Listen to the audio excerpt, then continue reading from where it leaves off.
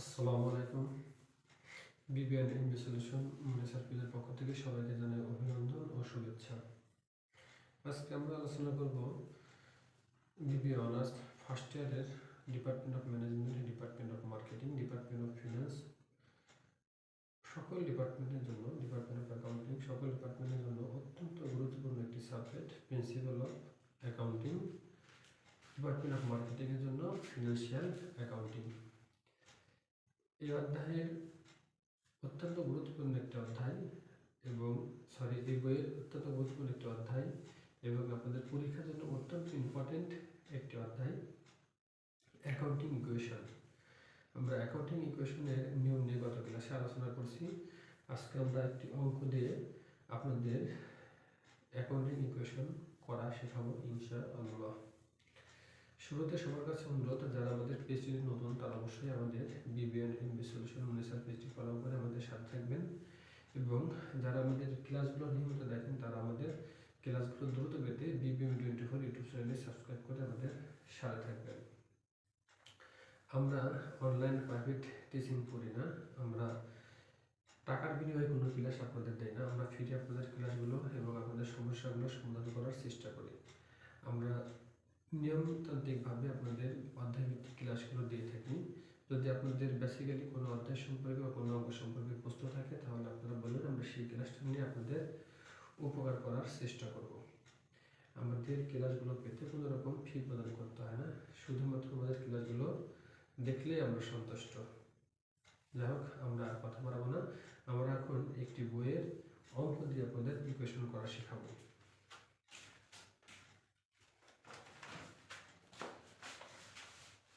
আমরা যে অঙ্কটি করব আপনাদের একটু করে শোনাই, আর এই অঙ্কটি অবশ্যই আমরা কমেন্ট বক্সে এবং আমাদের ভিডিওর এক কর্নারে আমরা সেটা সেট করে দেব। আপনারা সেখান থেকে লেনদেন দেখেও অঙ্কটি করতে পারেন।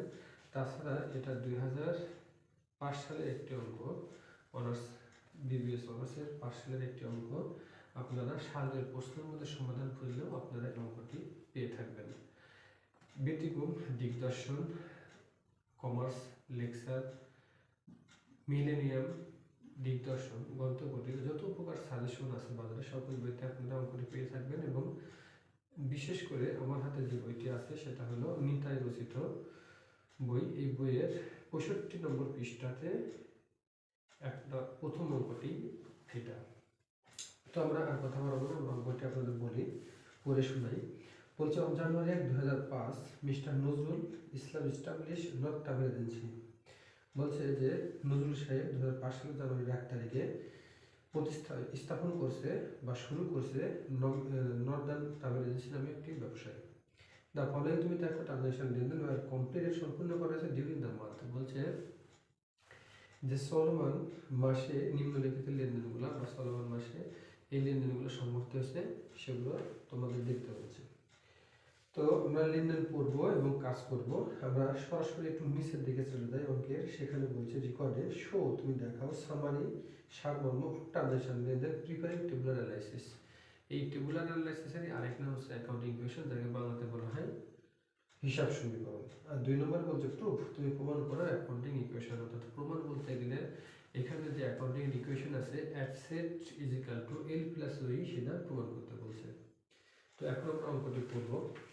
আমাদের অ্যাকাউন্টিং ইকুয়েশনে প্রথমেই আমরা বলছি যে ছক করতে হয়, ঘর করতে হয়। তো এখানে বলছে আমরা যেটা জানি সেটা হলো এই যে অ্যাকাউন্টিং ইকুয়েশনে মূলত 5টি ঘর হয়, মূলত 5টি ঘর হয়। Mu 2005 accounting equation. আমরা টেবুলার অ্যানালাইসিস না লিখে আপনাদের বোঝার সুবিধার্থে আমরা অ্যাকাউন্টিং ইকুয়েশন কথাটি লিখলাম, যার একদম টেবুলার অ্যানালাইসিস। আমরা ঘর করতেছি, তো ঘরে আমরা জানি যে অ্যাকাউন্টিং ইকুয়েশনে মূলত প্রথমে কি হয়, 5টি ঘর হয়। এক, ডেট, রিমার্ক। সাধারণত দায় পাশে ঘর কম হয় আর অ্যাসেট পাশের মধ্যে ঘর বেশি হয়।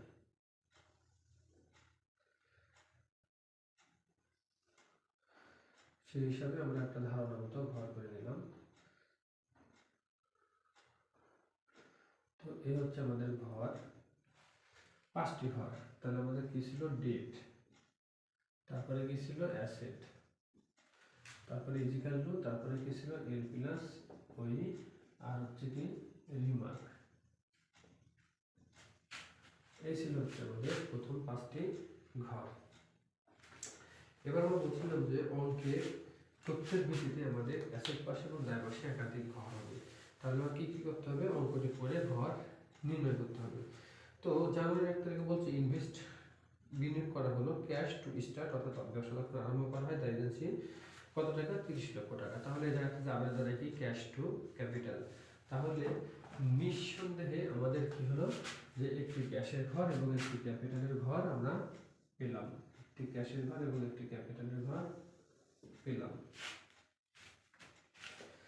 তো তাহলে আমরা যদি এখানে লিখি,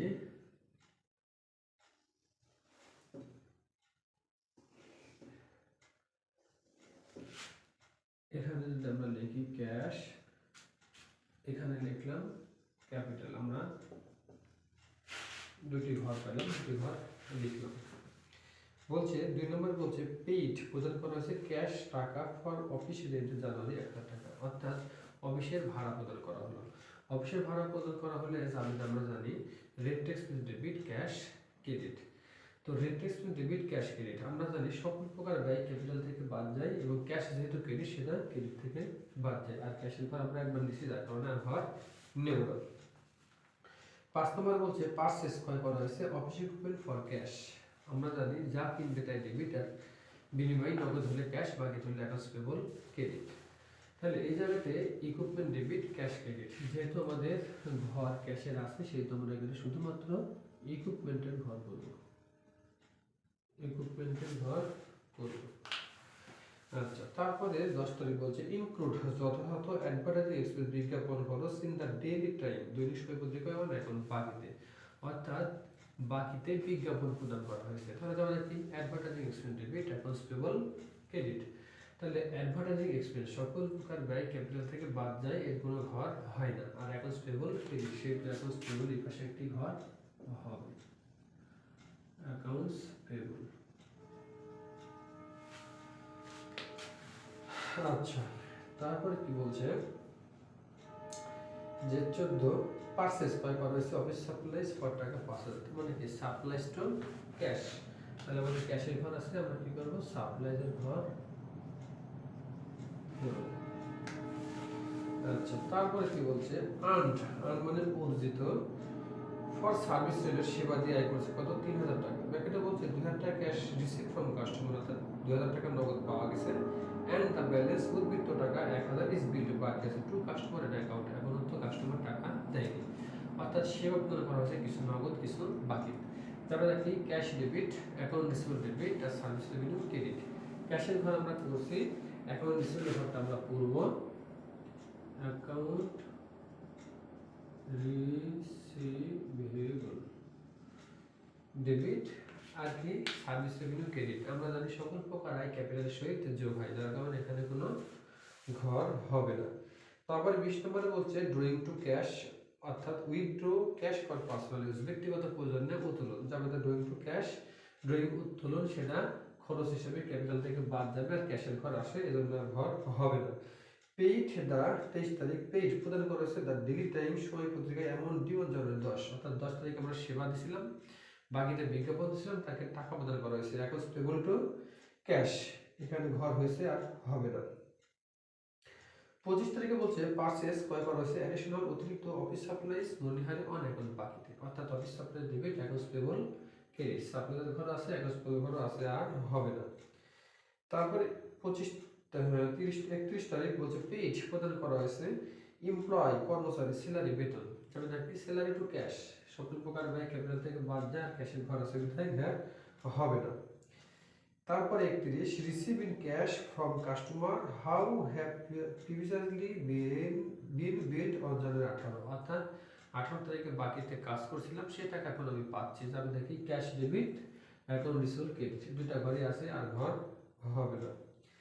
তারপরে আবার 31 বলছে receive cash from new customer, নতুন একটি কাস্টমারকে কি করা হয়েছে, সেবা দেওয়া হয়েছে, ফর সার্ভিস রেট, সেবা দেওয়া হয়েছে নতুন একটি কাস্টমারকে নগদে, অর্থাৎ ক্যাশ টু সার্ভিস রেট। ক্যাশের ঘর আছে আর সকল প্রকার ক্যাপিটালের সাথে যোগ হয়ে বিদায় ঘর হবে না। তারপরে 31 পেইড প্রদান করা হয়েছে টেলিফোন, গ্যাস আর ইলেকট্রিসিটি বিল 300 টাকা। পেইড কথা যদি বলে তাহলে কি হয়, টাকা চলে যায়, সেক্ষেত্রে বাকি থাকে না, অর্থাৎ ইলেকট্রিসিটি বিল প্রদান করা হয়েছে যাবে না, electricity bill debit, cash credit, আর সকল প্রকার খরচ ক্যাপিটাল থেকে বাদ যায় বিধায় ঘর হবে না, ক্যাশের ঘর আসে বিধায় হবে না। এই হচ্ছে আমাদের অঙ্ক, অর্থাৎ আমরা সম্পদ পেলাম 4টি এবং দায় পেলাম একটি, আর মালিকানা সত্ত্বে হিসেবে একটি ঘর ক্যাপিটাল অবশ্যই থাকবে, সে হিসাবে আছে। তাহলে আমাদের এখানে লেনদেন কয়টি পেলাম, 1 2 3 4 5 6 7 8 9 10 11 12 13, আমরা 13টি লেনদেন পেয়েছি। সেই সুবাদে যদি আমরা এখান থেকে 13টি ঘর টেনে নিই তাহলে আপনাদের বোঝাতেও সুবিধা হবে এবং ঘর কম পড়ার কোনো সম্ভাবনা থাকবে না। 3 4 5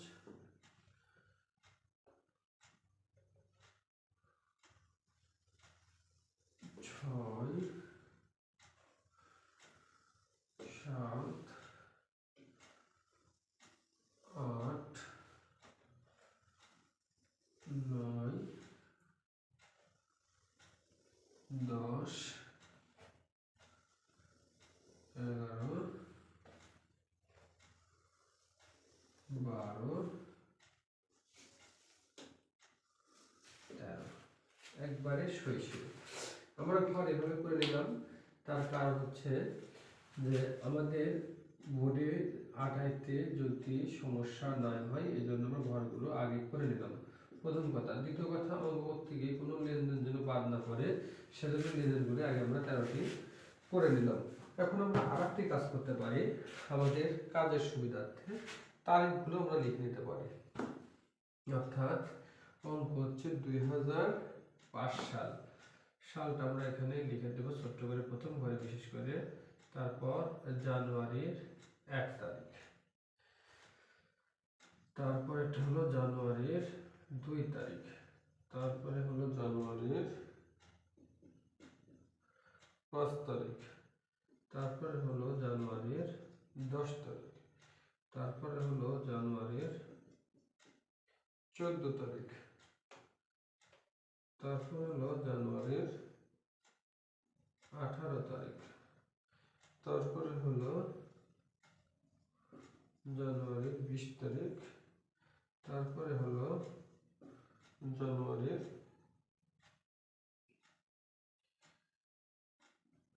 23 তারিখ, তারপরে হলো জানুয়ারির 25 তারিখ, তারপরে হলো জানুয়ারির 31, তারপরে আবার 31, তারপরে আবার 31, অর্থাৎ 31 তারিখ এখানে বেশি। এই হচ্ছে আমাদের লেনদেন। এবার আমরা কি করবো, পড়বো আর কাজ করবো আবার পুনরায়। তখন পড়ছিলাম কি ঘর ধরার জন্য, আর এখন পড়বো হচ্ছে আমরা অঙ্ক পড়বো এবং আমরা এখানে এন্ট্রি করবো, দাখিলা দেবো। এখন কথা হলো যে ইনভেস্ট ক্যাশ টাকা স্টার্ট, ইনভেস্ট মানে বিনিয়োগ করা, ক্যাশ মানে নগদ টাকা, to start the agency, agency ব্যবসায় নগদ বিনিয়োগ করা যাবে নাকি, cash to capital, cash to capital. আমরা বলছিলাম যে এই ইজিক্যাল টু এই পাশে অ্যাসেট, এই পাশটা ডেবিট সাইড, এই পাশটা ক্রেডিট সাইড, কিন্তু অ্যাকাউন্টিং ইকুয়েশনে লেখার কোনো নিয়ম নাই, তো সেই হিসাবে এখানে দাঁড়া যাচ্ছে ক্যাশ টু ক্যাপিটাল। তাহলে আমরা ডেবিট ক্রেডিট বুঝি, আর তাছাড়া এখানে কি ঘর আছে, আমরা ঘরে কি করবো, দাখিলা দেব। তাহলে ক্যাশ 30,000 টাকা, অর্থাৎ ক্যাশ হলো কত, 30,000 টাকা, ক্যাপিটাল কত, 30,000 টাকা। আমরা ক্যাপিটালের সাথে যদি কোনো কিছু করি তাহলে সেটা আমরা কি করব, ইনভেস্ট, আর তাতে ডিমেট করে আমরা কমেন্ট করব, শেষ। তারপরে বলছে 2 নম্বরে পেইড প্রদান করা হয়েছে ক্যাশ ফর অফিস ডেট জানুয়ারি, অর্থাৎ জানুয়ারি মাসের ভাড়া প্রদান করা হয়েছে। তো ভাড়া হলো কি খরচ, তাহলে আমরা দেখি রেন্ট এক্সপেন্স ডেবিট আর ক্যাশ ক্রেডিট। তাহলে আমরা কি জানি, সকল প্রকার ব্যয় ক্যাপিটাল থেকে বাদ যায়, সেই হিসাবে আমরা এখন ক্যাপিটাল থেকে 1000 টাকা বাদ দিব, আর ক্যাশ যেহেতু ক্রেডিট সেটা আমরা ক্যাশ থেকে বাদ দেব। বাদটা আমরা বিয়োগ চিহ্ন না দিয়ে ব্র্যাকেট দিয়ে দেখাবো। তাহলে rent expense debit cash credit, খরচের জন্য ক্যাপিটাল থেকে বাদ, আর ক্যাশ ক্রেডিট যেহেতু সেহেতু থেকে বাদ। এই নামগুলা যে কোনো সময় যদি জাবেদা করে ক্রেডিট হয় তাহলে বিয়োগ হবে, আর এপারকার নামগুলা যদি ডেবিট হয় তাহলে বিয়োগ হবে। তবে খরচের বা আয়ের ক্ষেত্রে হিসাবটা আলাদা। রেন্ট এক্সপেন্স অর্থাৎ সকল প্রকার আয় যোগ এবং সকল প্রকার ব্যয় বাদ যায়। 5 তারিখে বলছে পারচেস ক্রয় করা হয়েছে অফিস ইকুইপমেন্ট ফর ক্যাশ, যারা দেখি ইকুইপমেন্ট টু ক্যাশ, অর্থাৎ যতখানি সম্পত্তি বাড়বে ততখানি সম্পত্তি কমবে। ইকুইপমেন্ট টু ক্যাশ, তাহলে 2500 টাকা। ইকুইপমেন্ট ডেবিট আর ক্যাশ ক্রেডিট। অ্যাকাউন্টিং ইকুয়েশন এইভাবে আপনি প্রত্যেকটা লাইনে ফলো রাখবেন, দেখবেন যে সমান হচ্ছে কিনা। অঙ্ক ভুল হওয়ার কোনো সম্ভাবনা নাই, দুদিকে দাঁড়িপাল্লাটা সমান থাকবে। 30 30, এখানে 1 মাইনাস এখানে 1 মাইনাস, এবার কি হলো 2500 বাড়লো 2500 কমলো, স্থিতিশীল রইল। 10 তারিখ বলছে include advertising expense in the daily time on account 1000 টাকা। যাবে দেখি অ্যাডভার্টাইজিং এক্সপেন্স ডেবিট আর অ্যাকাউন্টস পেবল ক্রেডিট। তাহলে সকল প্রকার ব্যয় ক্যাপিটাল থেকে বাদ যায়, সেহেতু অ্যাডভার্টাইজিং এক্সপেন্স ক্যাপিটাল থেকে বাদ, আর যেহেতু বাকিতে সেহেতু capital accounts payable credit accounts পেবলের সাথে যোগ। এখন এখান থেকে আমরা বাদ দিলাম কেন, অ্যাডভার্টাইজিং এক্সপেন্স।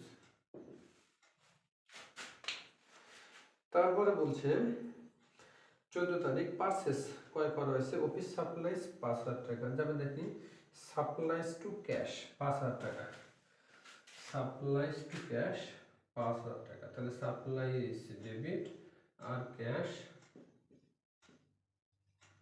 ক্রেডিট। এরপরে কত তারিখ, 18 তারিখ। 18 তারিখে বলছে আর্ন মানে অর্জন হয়েছে ফর সার্ভিস, সেবা দিয়ে আয় করছে 3000 টাকা। ব্যাকেটে বলছে 2000 টাকা ক্যাশ রিসিভ ফ্রম কাস্টমার, গ্রাহকের থেকে পাওয়া গেছে 2000 টাকা, এন্ড এবং দ্য ব্যালেন্স 1000 টাকা is bill to customer and account. বলছে 1000 টাকা কাস্টমার দেয় নাই। তাহলে আমি কি করছি, 3000 টাকার কাজ করছি, 2000 টাকা পেয়েছি, অর্থাৎ cash debit 2000, account receivable debit 1000, আর টোটাল সেবার পরিমাণ হচ্ছে সার্ভিস রেভিনিউ 3000, আর সকল প্রকার আয় ক্যাপিটালের সহিত যোগ হয়।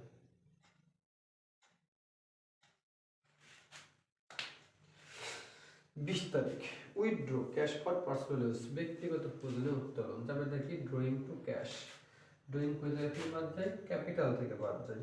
তাহলে ড্রয়িং 600 টাকা, ড্রয়িং ডেবিট ক্যাশ ক্রেডিট, বাদ ড্রয়িং DRAWING, ড্রয়িং হলো বিয়োগ। তারপরে কি বলছে পেইড প্রদান করা হয়েছে দ্য ডেইলি টাইম দৈনিক সময় পত্রিকা অন ডিউ জানুয়ারি 10। জানুয়ারির 10 তারিখে আমরা বাকিদের বিজ্ঞাপন দিয়েছিলাম, তাকে এখন আমরা কি করছি, টাকা দিয়ে দিচ্ছি। তাহলে কি হলো 1000 টাকা দিয়ে দিচ্ছি। অ্যাকাউন্টস পেবল ডেবিট, এবারে ডেবিট হলে কি হয়, বিয়োগ হয়। Accounts payable debit cash credit, এবারে ক্রেডিট হলে কি হয়, বিয়োগ হয়। বলছি এটা মনে মনে ডেবিট সাইড, এটা কি ক্রেডিট সাইড, এটা ক্রেডিট হলে বিয়োগ হবে আর এটা ডেবিট হলে বিয়োগ হবে। 25 পারচেস ক্রয় করা হয়েছে additional office supplies on account, বাকিতে কত টাকা, 400 টাকা। তাহলে সাপ্লাইজ কিনছে বাকিতে, তাহলে supplies debit accounts payable credit. তারপরে কি বলছে 31 তারিখ ফার্স্ট বলছে পেইড প্রদান করা হয়েছে এমপ্লয়ার কর্মচারীর স্যালারি বেতন কত টাকা, 500 টাকা। তাহলে বেতন সকল প্রকার ব্যয় ক্যাপিটাল থেকে বাদ যায়, তাহলে স্যালারি ডেবিট আর ক্যাশ ক্রেডিট। আমরা জানি ক্যাপিটাল থেকে কোনো কিছু বাদ গেলে সেটা কি করতে হয়, মার্কের করে উল্লেখ করতে হয়। তারপরে কি বলছে রিসিভ টাকা পাওয়া গেছে in cash from customer how have previously been billed জানুয়ারি 18 তারিখে 1000 টাকা বাকি ছিল, সে টাকা আমরা পাচ্ছি, অর্থাৎ ক্যাশ ডেবিট। কে দিচ্ছে? Account receivable. Account receivable credit, যতটুকু বাড়লো ততটুকু কমলো। তারপরে বলছে receive cash from new customer, নতুন একটি কাস্টমারকে কি করা হয়েছে? ফর সার্ভিস, সেবা দেওয়ার জন্য টাকা নেওয়া হয়েছে 1000 টাকা, অর্থাৎ কাজ করছি টাকা দিছি, তাহলে cash debit service payment credit. যেহেতু ক্যাপিটালের সাথে যোগ সকল করায়, সেহেতু এখানে আমরা কি করবো? রিমার্কের ভাবে উল্লেখ করব। তারপরে বলছে পেইড, প্রদান করা হয়েছে telephone, gas and electricity bill 300 টাকা। সকলগুলো কি খরচ, তাহলে ইলেকট্রিসিটি এক্সপেন্স আমরা ধরতে পারি যে ইলেকট্রিসিটি এক্সপেন্স ডেবিট আর ক্যাশ ক্রেডিট, অর্থাৎ ক্যাপিটাল থেকে বাদ, ক্যাশ থেকে বাদ। কেন বাদ? এটা খরচ, তাই কি খরচ? জ্বালানি খরচ, ইলেকট্রিসিটি এক্সপেন্স। এই হলো আমাদের অঙ্ক। এখন আমরা নিচে যে যোগ টানবো, সেই যোগটা আমাদের টানার জায়গা নেই, তো সেই হিসাবে আমরা বলতে পারি এই যে এই 30,000 টাকা, 2,000 টাকা, 1,000, 1,000, এগুলো কি ব্যাকেট ছাড়া, তার মানে এগুলো যোগ, তারপরে কি ব্যাকেট যেগুলো আছে সেগুলো বিয়োগ, যেটা নাম সেটা হচ্ছে টোটাল ব্যালেন্স। এখানে কোনো কিছু নাই, তার মানে টোটাল ব্যালেন্স 2500, এখানে 5,400, এখানে 1 প্লাস মাইনাস হয়ে যায় নীল, এখানে 1 প্লাস মাইনাস হয়ে আসে যোগফল 400, এখানেও ঠিক 30,000, 3,000, 1,000 যোগ করব, অর্থাৎ 34,000, এখান থেকে বাদ দিব 2, 1, 1, 2, তারপরে 6, 5, 11, 3,134, বাদ দিয়ে যেটা হবে সেটা হচ্ছে টোটাল ক্যাপিটাল। এবং সর্বোপরি এই সম্পত্তি, 4টা সম্পত্তির যোগফল সমান এই দুইটা ঘরের যোগফল সমান হবে, তাহলে অঙ্ক হয়ে যাবে, অর্থাৎ দুই পাশে মিলা লাগবে। এই ছিল হচ্ছে আমাদের অ্যাকাউন্টিং ইকুয়েশন। আচ্ছা, যদি কখনো অঙ্কে প্রমাণ করতে বলে, তাহলে এই যোগফলগুলো দিয়ে অঙ্কের প্রমাণ দেখাতে হয়, অর্থাৎ এই অঙ্কটার এই 2 নম্বর রিকোয়ারমেন্টে বলছে প্রুভ দ্যাট অ্যাকাউন্টিং ইকুয়েশন। তাহলে সেই ক্ষেত্রে আমরা কিভাবে প্রমাণ করব ওইটা আমরা দেখাই দিব, যদিও ভিডিওটা একটু লং হয়ে গেছে, তবু অল্প একটু সামান্য ক্লাসের জন্য আমরা বিরক্ত হব না, আমরা ওই জিনিসটুকু এই একই অঙ্কের মারফত দেখাই দেব।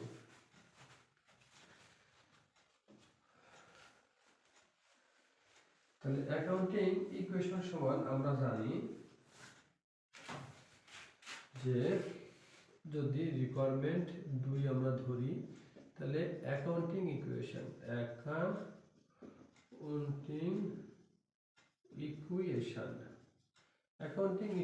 সমান হলো যে asset is equal two liability honours equity. এই হচ্ছে আমাদের প্রুফ। তো এবারে আমাদের নাম ছিল, বেশ কয়েকটি নাম ছিল, অর্থাৎ ঘরের নাম ছিল, সেগুলো আমরা লিখব। অ্যাসেট পারে ছিল কি? ক্যাশ, তারপরে ছিল কি? ইকুইপমেন্ট, তারপরে কি ছিল? সাপ্লাইজ, তারপরে ছিল account receivable is equal two accounts payable plus capital.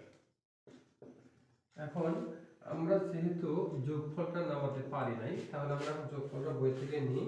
ক্যাশের যোগফল ছিল 23,100, 23,100, ইকুইপমেন্টের ছিল 2,500, আর সাপ্লাইয়ের ছিল হচ্ছে 5,400, আর অ্যাকাউন্ট রিসিভেবল ছিল 0। অ্যাকাউন্টস পেয়েবল ছিল সম্ভবত 400, আর ক্যাপিটাল ছিল 3,600। এখন এপারে যদি আমরা যোগফল দেই, তাহলে 30,600 অর্থাৎ 31,000, এবং এপারে হবে আশা করা যায় 31,000। যেহেতু দুই পাশে মিলে গেছে সেহেতু কি এটা হচ্ছে প্রুফ, অর্থাৎ অ্যাকাউন্টিং ইকুয়েশনের প্রুফ।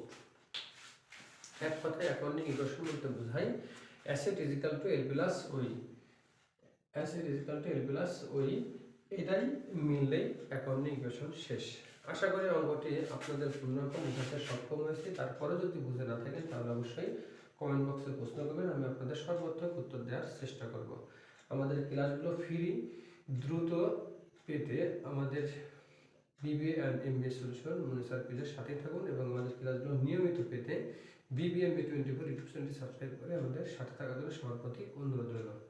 আজকে এই পর্যন্তই, সবাই ভালো থাকুন, আল্লাহ হাফেজ, আসসালামু আলাইকুম।